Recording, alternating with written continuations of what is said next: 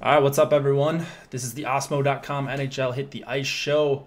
We have a 5-game slate to talk about on this Friday afternoon. I'm joined by Nolan Kelly. Nolan, how are you doing on this Friday? What's going on? Not too bad. I had a full day of NFL DKTV experience yesterday, so that was kind of interesting. It's almost like being on a real TV show. Yeah, yeah, they brought you in and stuff. Yeah, I did that Yeah, it's cool. Yeah, I enjoyed for it. NHL last week, so hoping to do that Oh, at you some were? point again. Yeah. Nice. That's Um, awesome. was it the Sweat? Was that what it's called? Both of them. It was the Sweat, and I can't remember what the other one's called, like, that airs on Sunday morning. Of course, like did not factor in that it was Sunday morning, so I kept referencing things like, "Let's see how the week plays out," and they're like, "Oh my God, you idiot!" But Oh, other than that, it was for the future. yeah. Oh, They do the Sweat for Thursday, and then they tape Sunday on Thursday. oh, okay. I see. Maybe I should be telling people this. I don't know. I probably would have done the same thing. Yeah, I don't know that we've got enough of a viewership for it to matter just yet, but I don't know. We'll see. For our Uh, listeners. Nice. we do have a decent amount of people in here already. Awesome. Um, so do you want to break down any like big news or ownership spots you see here? I think there are a couple. There's some pretty crazy prices on DK for full line stacks, specifically Yeah. Colorado one and Washington one. But yeah, what are your overall thoughts on the slate? Pretty pricey. I think there are some nice value plays though, and some nice value stacks that are probably going to come in pretty low owned that you can pair with some of these top lines if you need to. I also like a couple forwards priced low, and then there are some sort of unique fades that I'm going with. I'm kind of on like a regression kick right now. I was just sort of looking up some of the numbers as far as shooting percentage goes, Hmm. and it's kind of interesting to see some of these regression candidates that we might be due for a little bit, or might be priced up because their shooting percentage is so high. Yeah. I mean, so like shooting percentage is one way to see who might be due for some regression. There's like high danger chances I like to look at for the last 5 or 10 games just to see if a guy's kind of been close but been snake bitten, or just constantly finding himself in good spots. So yeah, it's definitely you want to look at that stuff, and I need to start looking at it more now that we've got a little bit of a sample in the season.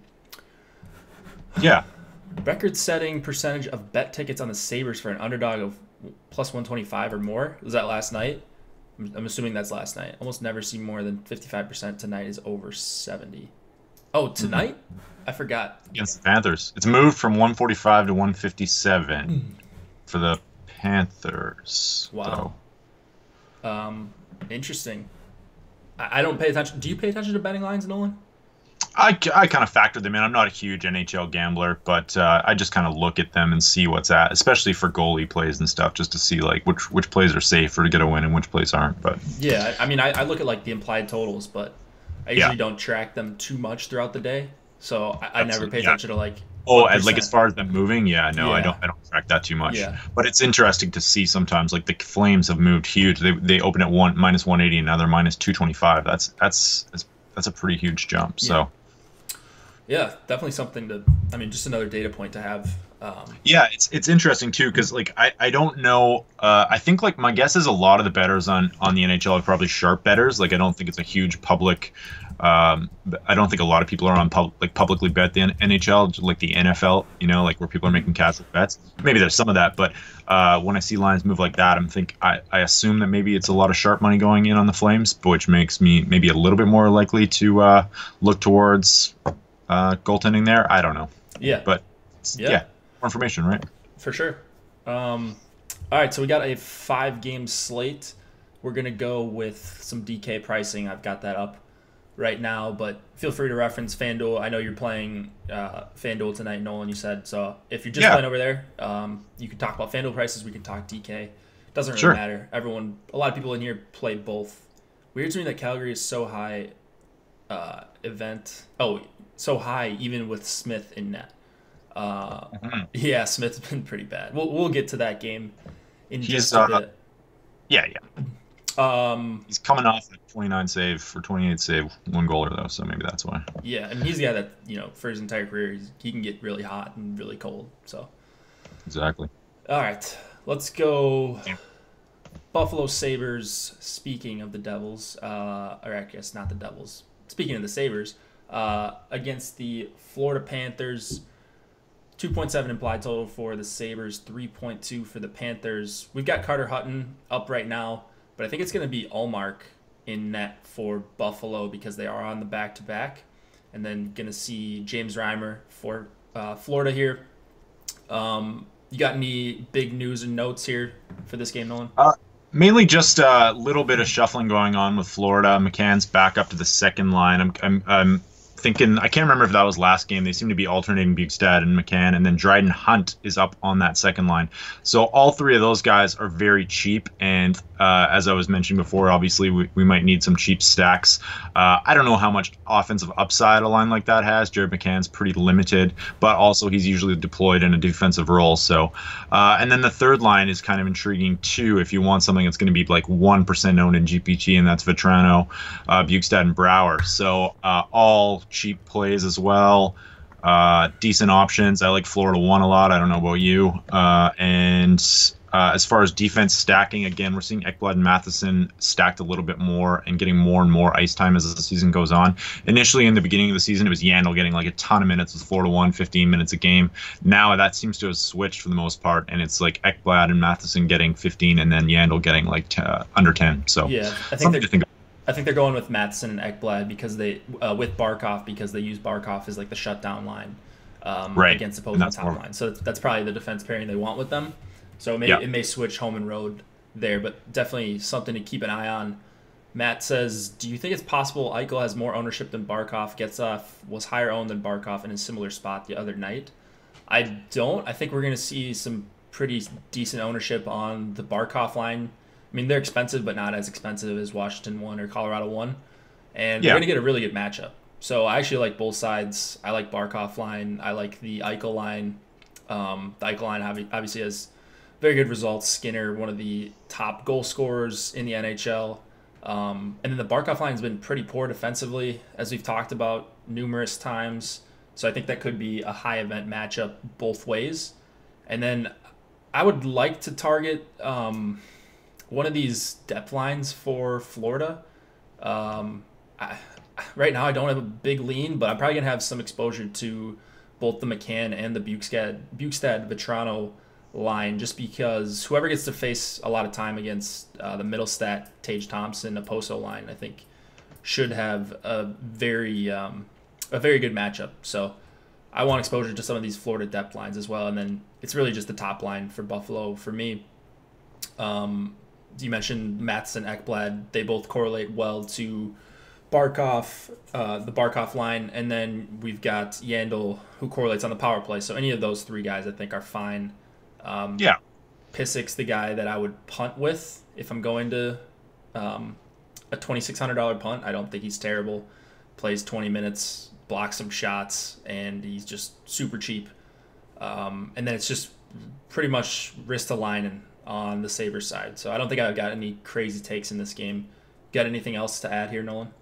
Just a few little notes. I think like both Rasmuses are getting a fair amount of ice time with Buffalo 1. And then I just kind of like dug in a little bit to the shooting percentage angle today, just kind of checking out where guys are shooting. Because sometimes like I think what happens is, if you're shooting at an unsustainable rate, that means your price is up, and it likely means that you're not going to continue that. So two guys in the Sabres actually, they kind of cancel each other out. But Jeff Skinner shooting 23%, and that's double his career average of 10%. Obviously, he's in a much better situation this year, I think, playing with better players. So that's probably not.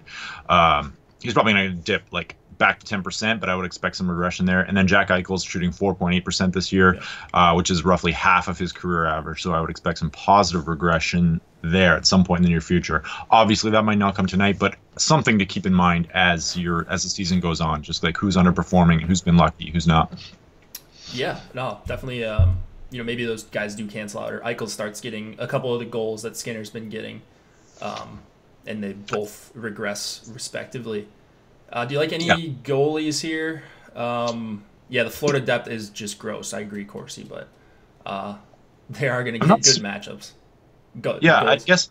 I guess. I'm just kind of looking at Florida's shot totals here. I think like I'm not super high on these on these goalies, but I guess like they're both viable. Buffalo's averaging 33 shots, so Reimer should see some action. Buffalo on back-to-back, he's probably not going to be owned. I don't think that's a bad play. And then, yeah, I guess if it's Allmark, I don't know. I think both those goalies probably won't be owned, and that's their advantage in GPP. Yeah, I mean, Allmark, I mean, the price is super expensive on DK, but he's 8K. But if you are going with Buffalo 1, I think he's going to see some decent volume here. So it's not like just because he's Linus Allmark and he's 8K. I don't think he does have some upside if Buffalo is able to pull out a win here because, he's going to be low owned and probably going to see 30, 35 shots. Reimer, yeah, I think Reimer, were you talking about on FanDuel for Reimer? I don't know. What was he priced at over there? Because I think on DK, is he priced up? I didn't even look at him. He's priced way down on DK. Oh, he's only 7K. Yeah, that's pretty good. Wow. So I think he's going to be pretty owned, especially because people will like this Florida 1 line, myself included. Yeah. He is also priced down. He's the cheapest goalie on FanDuel, looks like, too. So, yeah, I would expect him to be owned, especially with the Florida at home and Buffalo on back-to-backs, right? That usually means a little bit more ownership, maybe like 10% range. Sure. Definitely a trap, but all in. 7,300 on FanDuel. I don't know. Buffalo and Florida games tend to be high scoring. Dadonov could have a good night. Yeah, Dadonov definitely could have a good night. You ready to move on from this one? Let's do it. All right. Let's go to New Jersey and Washington Capitals. 2.6 implied total for the Devils. 3 for the Caps. Keith Kincaid going up against likely Braden Holtby. Is that true that there's no confirmation here on Holtby? I haven't seen it confirmed yet. Yeah, I don't know what they would be waiting on. I would assume it's just likely, and it hasn't been announced. Okay, but yeah, he's likely. So Osmo's got him as an A points grade, A value. That's interesting for a $7,900 goalie, especially with just a 2.6 implied total against.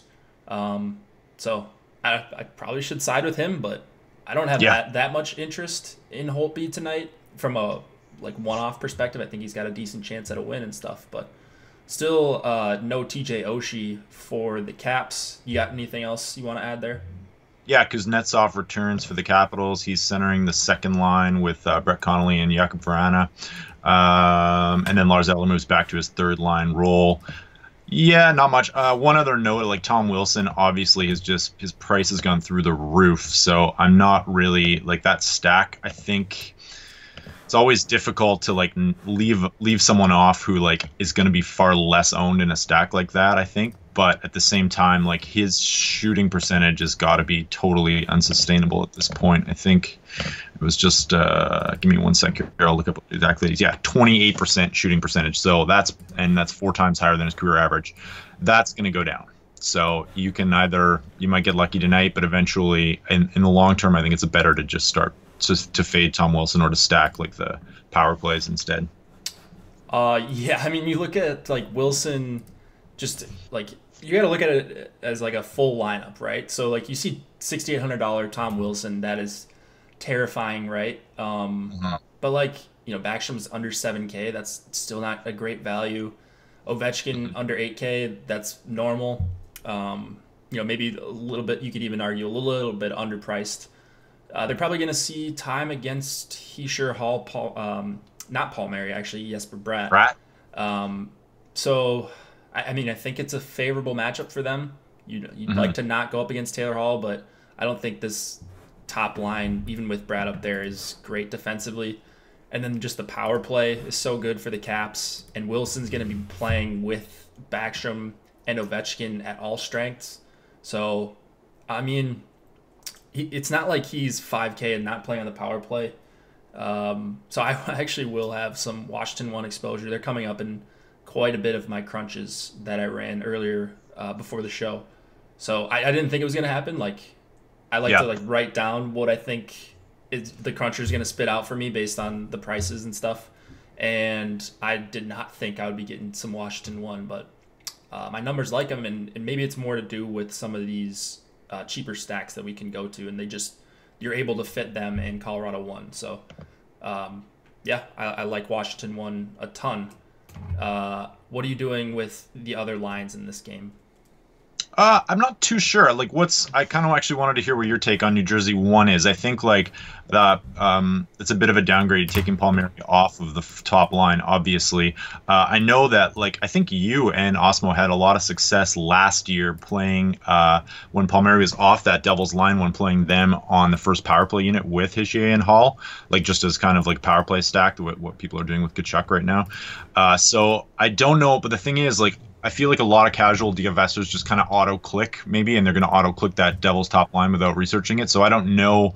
It kind of depends on what we project for ownership, whether or not that like if you can kind of get an edge by maybe creating that unique combination, or if you're better off just taking the full line stacks. Oh yeah, I mean if you can afford Palmieri, I mean I'd much rather have Palmieri than Bratt. He might even end up taking some shifts with them at even strength. Yeah. He's going to play on the power play with them. Yeah, I mean, it's a 3K difference is the issue, right? It just makes it so much less affordable if you put Palmieri with Hischier and Hall. I mean, like the numbers going back to last season with Bratt, they're actually decent defensively. Not, nothing special, but like a 49 Corsi 4 percentage. They created 28.6 scoring chances for per 60. The high danger chances actually don't go down that much without Palmieri up there. So I like them a little bit. They're not going to be one of my highest exposed lines, but they're not like a line I'm just putting off to the side because Bratt is listed on the top power play or on the top line. Right. And as always, like Washington, is it going to be a hard match between top lines? I would expect that, yeah. Yeah. With Backstrom versus the Hischier Hall Bratt line. Yeah, that's always a good matchup against Washington 1 too, right? So, how much does the total moving from 5.6 to 6.4 impact projections? I don't think this is actually right. Now that I think of it, I think it was a 6 total and it moved to 6.5. Yeah, it's open at 5.5, moved to 6, so it's a difference of a half a goal. It's Matt's saying that it moved to 6.5. Is that right? That's probably just different sites or different. Like depends. I'm seeing 6. I'm seeing open 5.5 and 6, but I mean every casino is a little bit different. So I don't know if there's like sort of universality in NHL lines. Let me take a look at some of the boards. Yeah, but it's definitely moving up. That's for sure. 6.0. Yeah, so it's in the 6.0 range. I mean, clearly it's moved up. It's not going to affect mine a ton. Unless something crazy happens or we've got some, surprise guys out for the Devils. So 6 with the juice on the over. Okay. Only MGM has it at 5.5. Everyone else is at 6. It could just be Kuznetsov being announced back in the lineup. I mean, I doubt he's got that much of pull over the total, but who knows? Maybe some other factors that we're not thinking of here. Do you like the Kuznetsov Connolly Verana line? I don't like that line. I don't mind like popping Kuznetsov into like a lineup or two, just because I feel like he's the kind of guy who can just create on his own and sort of he's a very reasonably priced, especially on DK. I think he's $5,500, so I like him as a play. And then like if you're going to stack that line, you're obviously going to get lower ownership too. So I don't hate it. What's your take? Yeah, I mean I like the power play stack for the Caps. So Kuznetsov is affordable. If you want to go with Kuznetsov instead of Tom Wilson and go double center stack with Backstrom and Ovechkin, that's a way to save some money. Just the Capitals' power play is so good. The Devils are top 10 in the league in time shorthanded for the season, so you'd expect a few power play opportunities. They've got a good kill, but you're fighting fire with this awesome Capitals power play. So no problem. And I also think what you pointed out there with the double center stack, especially on FanDuel, I like to do that a lot. Sure. Especially when someone has recently been moved over, like when Draisaitl was moved onto the line with McDavid. McDavid was owned at 25% that first game back. Draisaitl was owned at 12% because there's no flex spot. So people want to stack and they want to use that combo, and that just kind of gives you a lot of leverage on the field. And then you're just going to have to go with like 2-man stacks the other way or find some unique ways of working 3 wingers into your lineup. But sure. I definitely like that. Yeah, I like it a lot. And then and we'll see that again in our next game too. Sorry. Yep. You're exactly right. Defenseman here, we still got Butcher on the top power play. I guess he's just going to stick there for the entire season.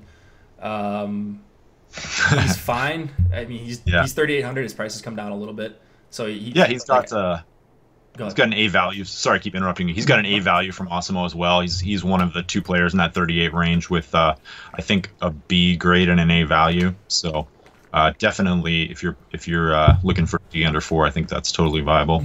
And then we've got Carlson, the clear number one for the Caps here. He just plays on the power play, shoots a ton, just great metrics for him all around.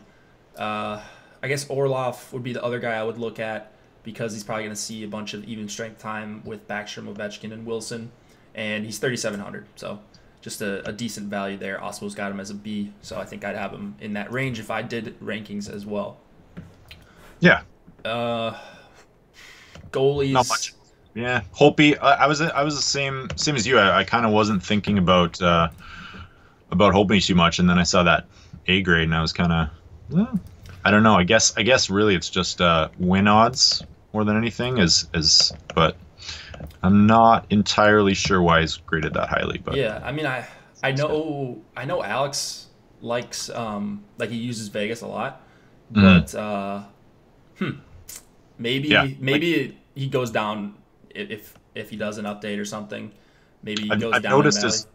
as well on Twitter. I've seen a lot of I don't know if this is factored in, but I think it's Sean Tierney kind of posts like where teams are doing in terms of chances for it. I think the Devils have been regressing for quite a while now, so it could just be sort of that they're trending a little bit down. But Could be. Yeah. All right. Let's move it on to the next game. More double centers to talk about. We've got the Anaheim Ducks and the Carolina Hurricanes. John Gibson for the Ducks. Curtis McElhinney for the Hurricanes. 2.4 implied total for the Ducks. 3 for the Hurricanes. Talk about these Hurricanes line changes here. yeah, so it looks like Michael Furlan's out. He's got concussion-like symptoms. Is that right? Also known as a concussion. Yeah.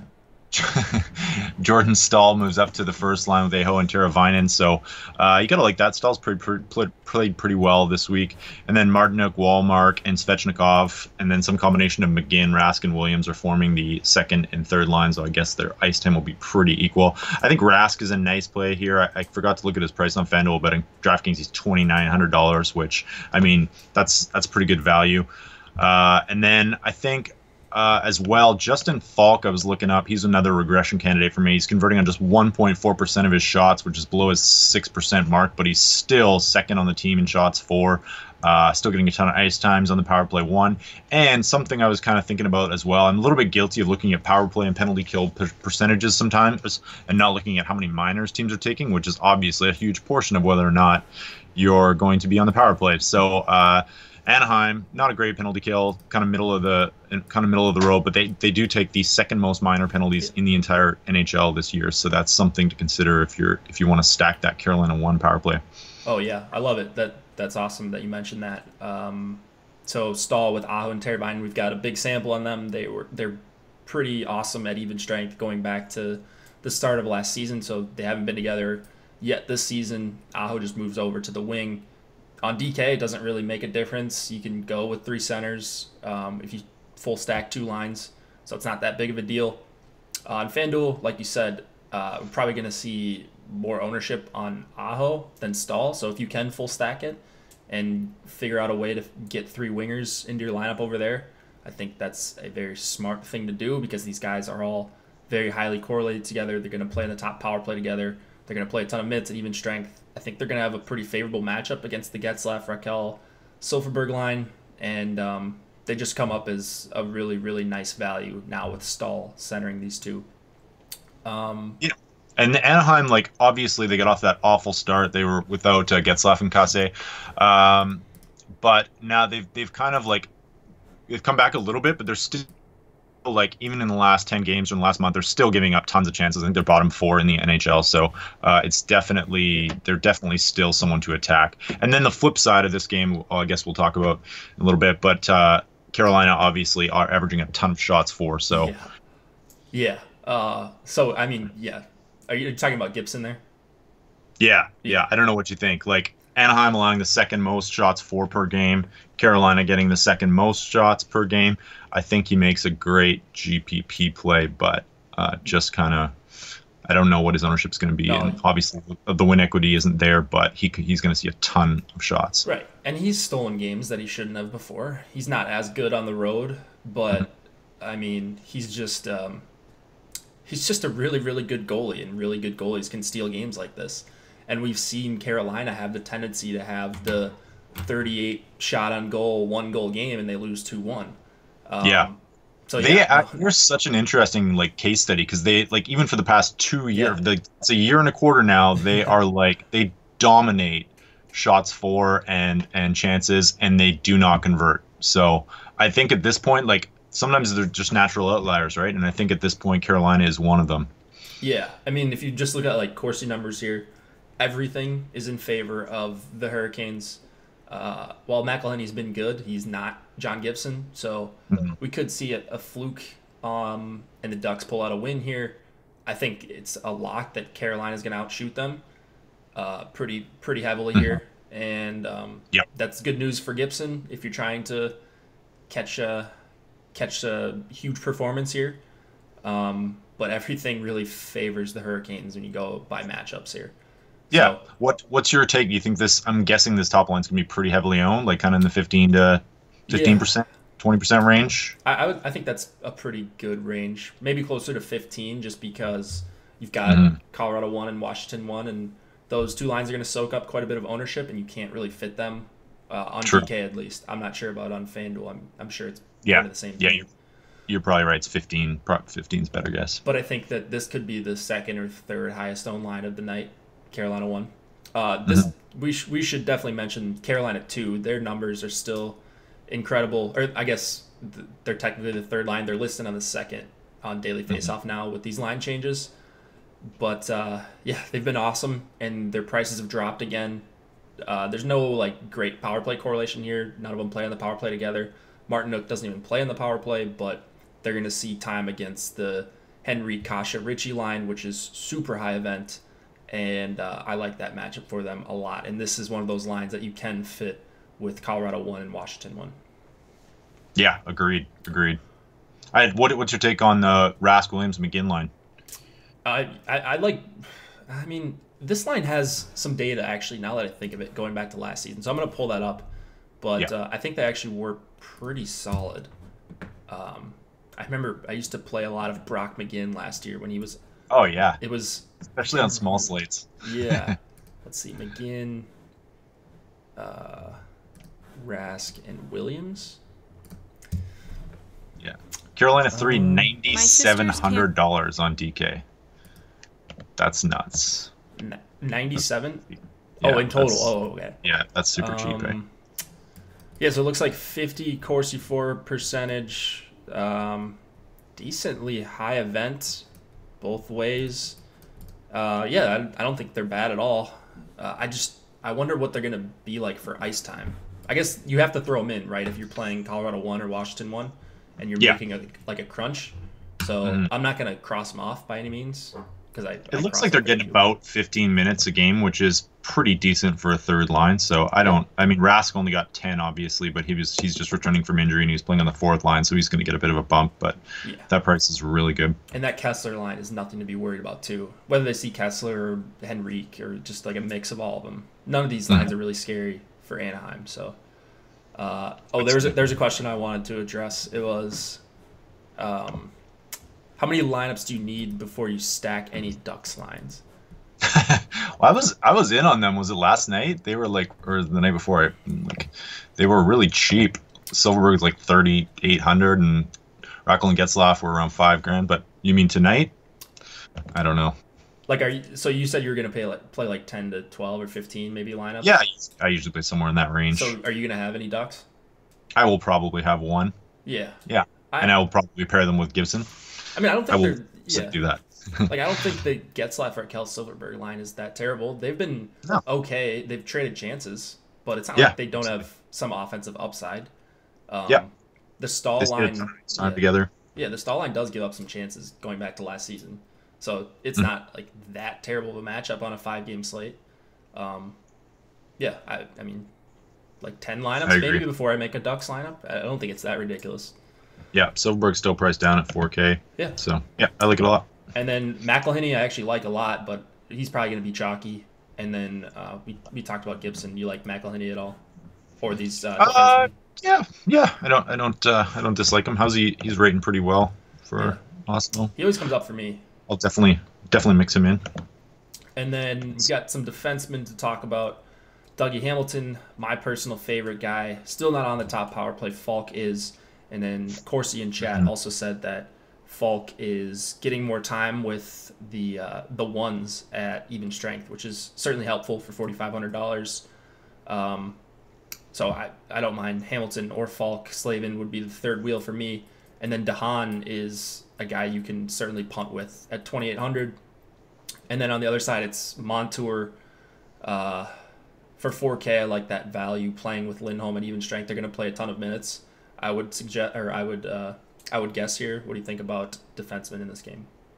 Yeah, so one option you have is to kind of look before lineup lock. It looks like Hampus Lindholm is going to go for the Ducks.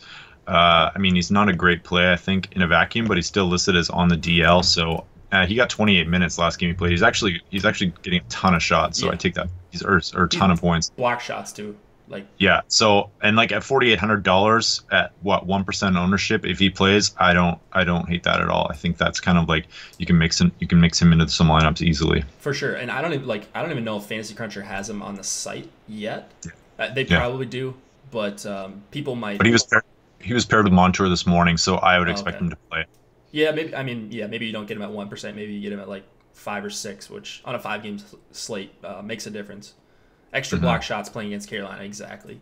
Ducks purely to correlate with Gibson Bullets or even as a standalone? Both, but I mean, if I could get Gibson in, that would be nice. Like if you get the 2 goals from the Getzlaff line and Gibson gets a win and allows 1 goal, you're crushing the field. Mm-hmm. I agree. Certainly going to have some exposure there. All right, Blues and the Colorado Avalanche. We have Jake Allen going up against Semyon Varlamov. 2.7 implied total for the Blues. 3.2 for the Colorado Avalanche. All right, what do we have for this game, and then what do we do for Colorado 1? So we've got major changes with the Blues. Alex Steen moves up to the top line. Sanford moved down to was it Sanford, right? Yeah, he's down at the 4th line. Shen, Perron, and Fabry are together on the 2nd line. And that's a nice, like all 3 of those guys are nicely priced. And then I think that's pretty much it. That's all the same power play combinations. There's yeah, so Colorado side, obviously same thing, same kind of thing with Barry and his status. He's not expected to go though. I would put it probably like 95% chance he doesn't go. I don't know if he's been officially ruled out yet, but it's not looking good. And so I mean Gerard is still, he's gotten priced up a little bit, but he's still viable. And Eric Johnson actually got a ton of ice time with Colorado 1 as well, even though he's not on the power play. So that's both those defensemen are in play for me. And I think as far as regression, I didn't really see any major outliers as far as shooting percentage or anything. So Okay. No, that was good. Good summary. All right, so I can just tell you guys what I'm gonna do with Colorado 1. They're just like, oh, it's always a conundrum with them at home and on a short slate. They put you into a box of what you can actually do if you play the full stack, which is frustrating, especially if you're MMEing. You're likely to be a 1v1 or a 2v2 away from most people because there's only a handful of stacks you can play when a line is over 23K on DraftKings. Right. If you are double stacking. If you're just taking one-off skaters afterwards, I wouldn't really worry about it. But so what's your general philosophy when you're doing something like that? Do you go with a full like stack? Do you take like someone like Carolina 3 or St. Louis 2 or something like some like sort of decently priced line, or do you kind of go do like a 2-1 scenario? if I'm crunching, I'll do like just full stacks, and that's what I'm doing tonight. So it's probably gonna be a lot of full stacks. I mean, if I have time, I go through each lineup and I might switch around some defenders if I've got some salary left over. Or like switch out a winger if you need to get some guy that correlates better on the power play or something like that. Right. But for the most part, it's just all full line stacks. So like Carolina 3 is gonna fit. Couple lines actually that we're gonna talk about in the next game fit.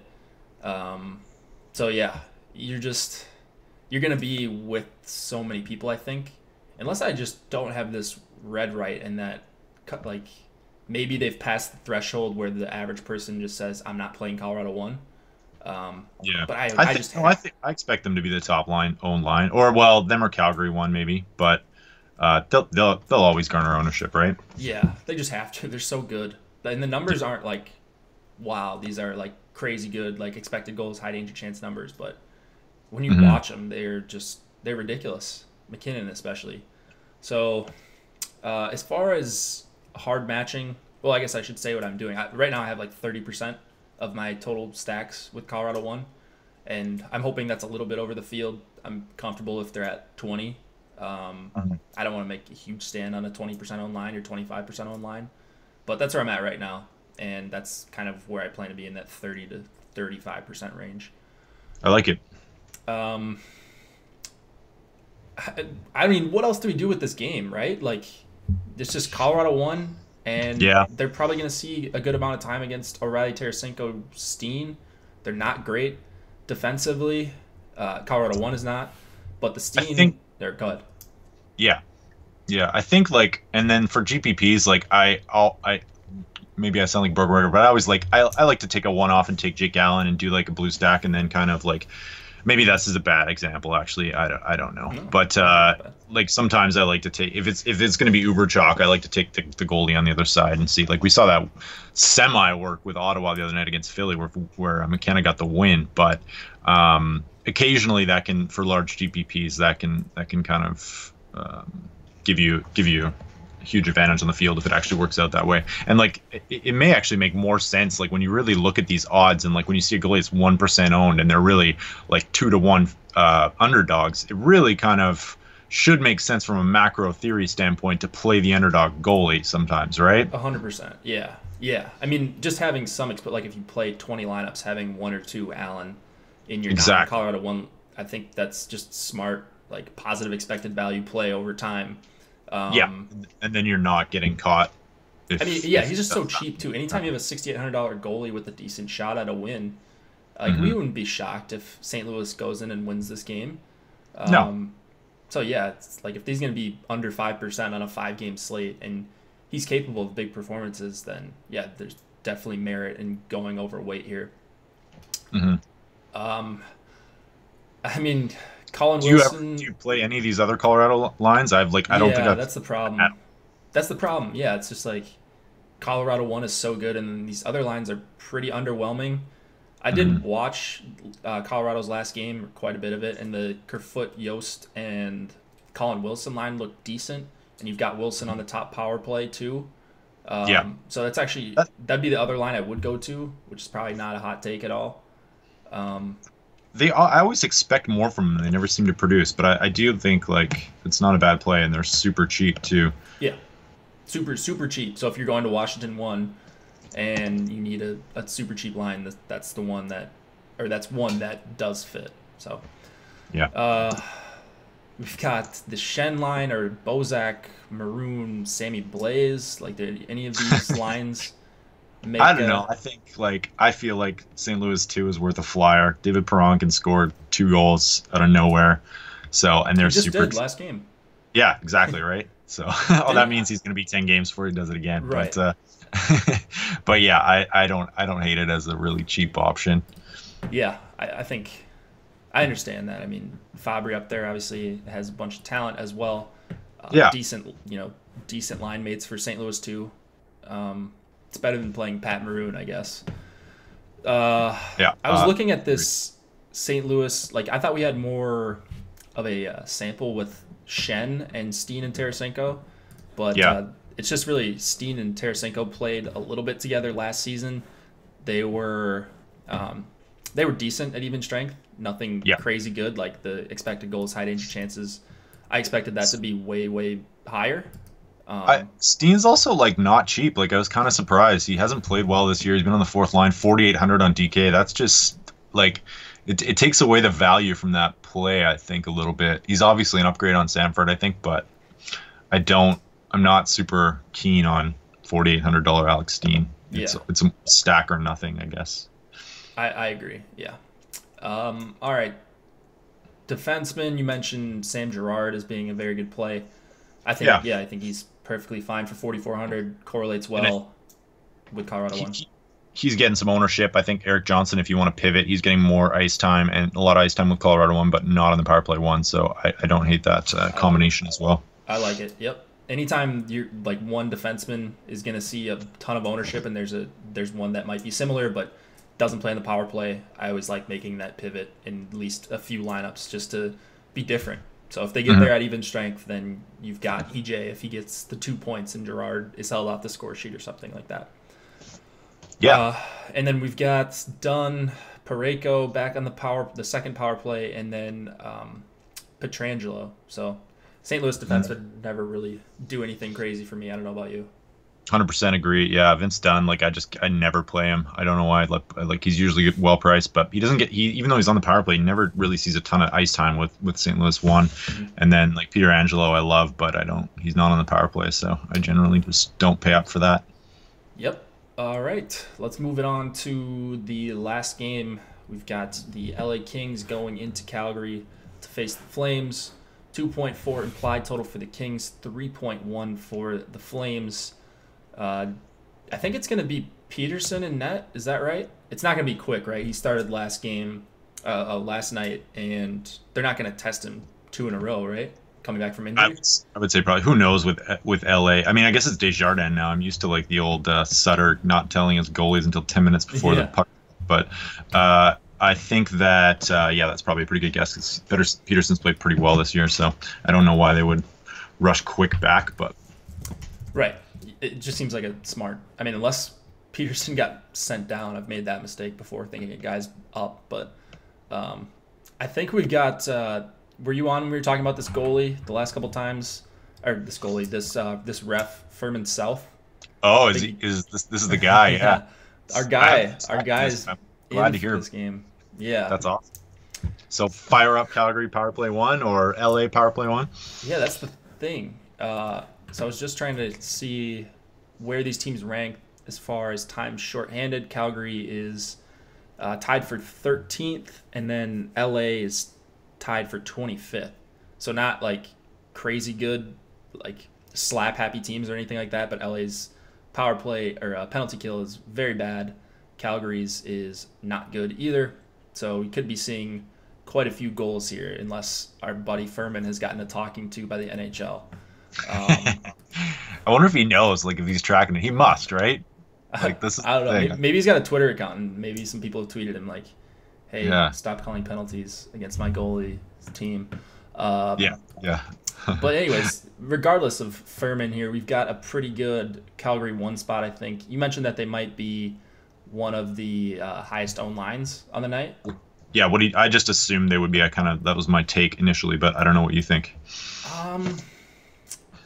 I don't know. I mean, they're not super cheap either on DK, but definitely a good spot. People money lately. Kachuk's been killing it. True. LA back-to-backs. They played last night, right? That is true. So, worst team in the league. Like, I just think there's a lot of kind of things that will lead people towards the Flames here. I can't see how these guys get above Colorado 1 and Washington 1. I think I agree. I mean, Colorado 1, I think, will for sure be higher owned than Calgary 1, but Washington 1 and Calgary 1, I think, will be pretty close, within a few percentage points of each other in large fields. I think with this slate, we're not going to see like that one line that's way heavily owned. We're going to see like probably 3-4 lines. I think Florida 1's probably in that conversation, or maybe, I don't know, maybe not against Buffalo, but there's going to be like 3 or 4 lines that are kind of all around within like maybe 3, 4, 5% of each other. So I don't think there's going to be some huge outlier like Philly the other night. For sure. All right, so I mean, I do like Calgary 1. What's your take on so one thing do you find like DFSers are on like pairing Kachuk with Monahan and Boudreau yet? Because basically if their power play time is up, then he's getting almost as much ice time as Lindholm is with them. So it's kind of an interesting stack, I think, though people are pretty onto it at this point though, right? Yeah, I mean, people do power play stack, but like Lindholm's there, it just makes it so easy to just throw him on there because he is on the power play with them. Yeah. I mean, I like paying $60 or $500 less than than Lindholm, getting a different Yep. lineup than most people, and Mhm. still getting that power play exposure. So I don't hate that at all, especially if we've got a very whistle happy referee here. He is always crashing in that. Yeah, Kachuk. So are you gonna have 100% James Neal tonight, or Oh just god, like 90%? I'm didn't he in. score last game? No, he didn't. Oh okay. I didn't think. Maybe someone Uh, was talking about him scoring in chat. he hasn't scored in like 10, 12 games or something. Yeah, Maybe I'm. he's No, he got an assist 2 games ago. I'm a fan though. I think he's at a really nice price here. His ice time is bumped up from basically getting 10 minutes a game to kind of up to 15. He got 18 last game. His price continues to go down, and he's still getting shots. And his shooting percentage, if I looked at it, is a career low. He's never had a season less than 10% shooting, and he's something at like 4.8 or something right now. So at 3,200, I'm going to be throwing him into a few lineups tonight. I think if anyone in that price range is going to break out for a goal or two, Neal's viable as a one-off. yeah. What do you think, though? Like, what are your? I mean, just playing with Derek Ryan is just it's tough for me to get pretty by. And like rough. Austin Czarnik, Yeah, I don't know. rough. Like they fit Both though, on power play too, though. yeah, that is good correlation. Like if they had Dougie last year and you could go Dougie with Ryan and James Neal, I'd probably feel a little bit different. But Yeah. yeah, he's just been so bad this year. Osmo's got him as an A value, so Yeah. he's probably more in your camp than I am. But man, that's pretty a weird price to see for James Neal, a guy who we paid like 6,800 on DK last year. Yeah. Yeah. But I like him. I think if you're filling out some of these larger stacks and you just kind of want to differentiate at the low price, he's worth throwing into a couple for sure. Yeah. As far as matchups go, I don't know if I mentioned it before, but Backlund's going to go up against Kopitar. I follow Brown. That is virtually a lock here. Always sees top competition at even strength at home. And then this Carter to Foley Clifford line is actually one that I'm going to have quite a bit of exposure to. They're another one that fits with Colorado 1 and Washington 1 and even Calgary 1 if you want a game stack. They're super cheap. They've got very, very good even strength numbers. They have not gotten there at all. Carter has been pretty snake bitten this year. I don't even know if you want to call it snake bitten. He just hasn't been very good. Yeah. I looked at his shooting percentage. It's kind of like it's a little below average, but it's not like obscenely below. Yeah, he's definitely due for some positive regression. He is still creating chances. I was looking at that today. Actually, I've got it pulled up right now. So last like 5 games, 14 individual scoring chances, 5 high danger chances. That's fine. He's attempted 32 shots. Toffoli also creating a decent amount of chances. Clifford's actually been okay.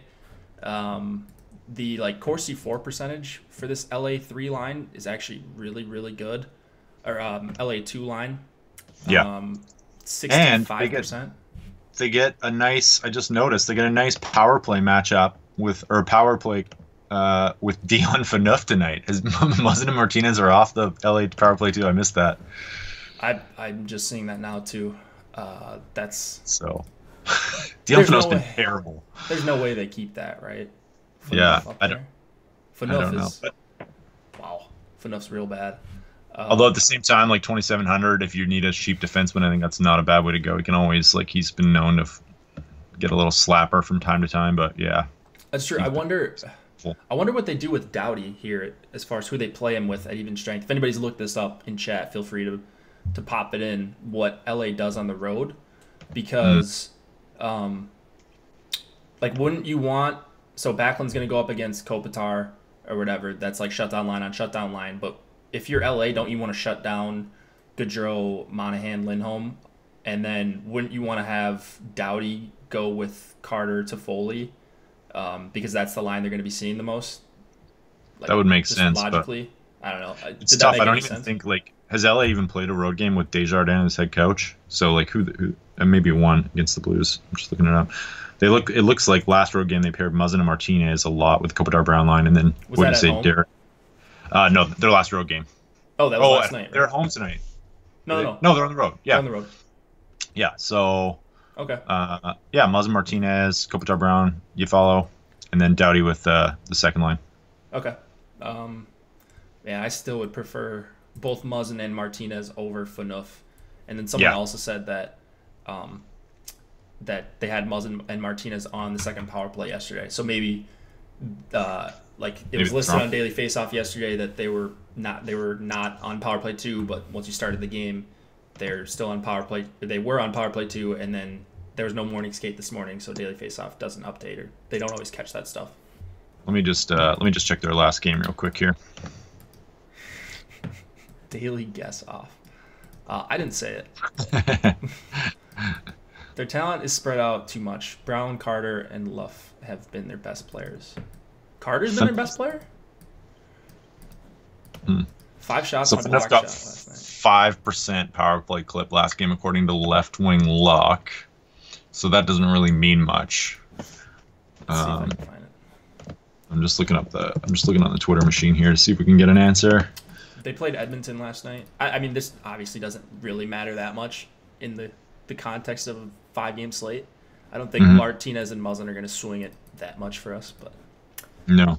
Martinez was on a little GPP winner the other day. Enough power play. Yeah, I don't see much on this, but it looks like Carter and Toffoli were together. Phaneuf played 31 seconds with them, and then Muzzin played the other 49. John Rosen, who's their beat writer, is saying Phaneuf, Toffoli, Kemp, Carter, Thompson. Okay. So, and then Kovalchuk on power play 1. Huh. There you go. Right, well, Willie D. There's your breakdown of LA terrible defensemen that you should play tonight. Hagelin best player. Yeah, totally. I was trying to mess around with this Calgary stack with Tkachuk, Gaudreau, and Monahan with Giordano, who Giordano I love tonight, especially with our buddy Furman in there. Even better play. I got hurt last game. So you got... So I've got Monahan, Gaudreau, Tkachuk, Giordano, and then... Who's your... I don't know. Who do you want to pair with? I don't know. What goalie do you want to take here? We'll do goalie at the end. I usually just toss in a goalie at the end. Sounds good. So 4,800 left over. So it's going to be probably looking about, 13,000 for a line, somewhere in there? Yeah. So you can get Carolina 3 pretty easily. Yeah. Let's do... Yep, that's pretty easy. We'd still have 6K left over for a goalie and a one-off defenseman. You could do Colorado 2 pretty easily. Washington 2, Kuznetsov, Verana, and Connolly 3,800. Yeah. I wonder if you could even do Kuznetsov, Verana, and Ovechkin. No, you can't do that. No, you can't do it. Too expensive. Yeah. Colorado 2, Washington 2, Florida 2 or 3. Florida 2 or 3. Oh yeah, I forgot about those. That's probably sick Florida depth. And St. Louis 2 as well.